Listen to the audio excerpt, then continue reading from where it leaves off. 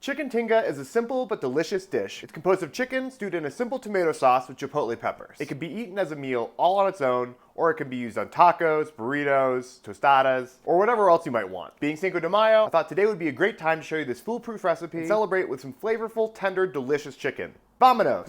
No, we're not doing that. Oh. Is that not okay? No. Okay. Then, let's go!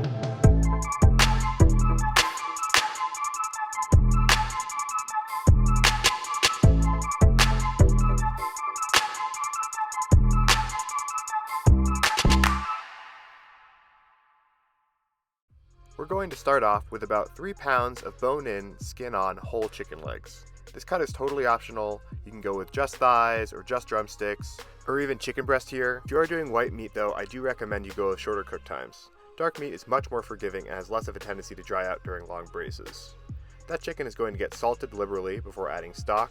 I went with a combination of homemade stock and some better than bouillon paste, which I added off camera for some reason. Then I'm tossing in 1 large halved onion, some whole peeled garlic cloves, and a bay leaf, which is totally optional, but I just felt right tossing it in. I don't know. This is getting simmered, not boiled, for about an hour. You could go 40 minutes, you could go 90. It really doesn't need to be exact. You just want the chicken to be fully cooked through and tender. While that chicken is simmering, now would be a good time for you to hit the like button and subscribe to my channel if you're interested in more recipe and testing videos in the future. Once it's ready, remove the chicken and set it aside to let cool. Don't toss the broth just yet. We'll be using that for the sauce. To make the sauce, we're adding a large can of whole peeled tomatoes to a blender. You notice I'm adding the tomatoes only and not the water from the can. That's because I want the sauce on the thicker side. Tinga can also be served as a kind of stew, in which case I would include the entire contents of the can. Next is 4 chipotle peppers and adobo sauce, as well as pretty much all the sauce from the can.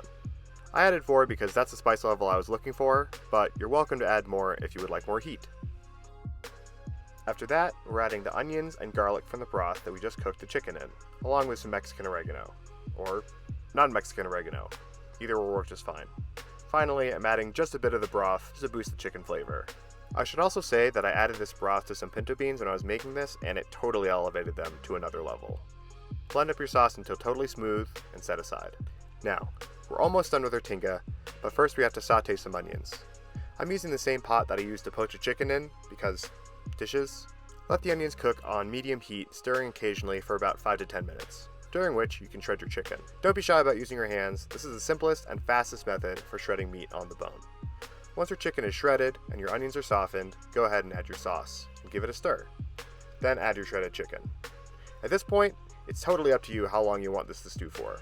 After 8 to 10 minutes, this is perfectly ready to eat, but you could easily let it go for another hour or more if you're looking to reduce the sauce or get your chicken even more tender. I'm going to enjoy this on a tostada today, so onto a fried corn tortilla, I'm adding some fresh guac, white onion, tortilla cheese, and cilantro. And this was such a great bite of food.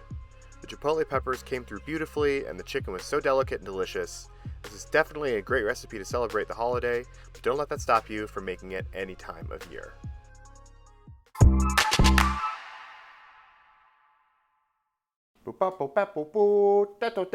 Chicken tinga.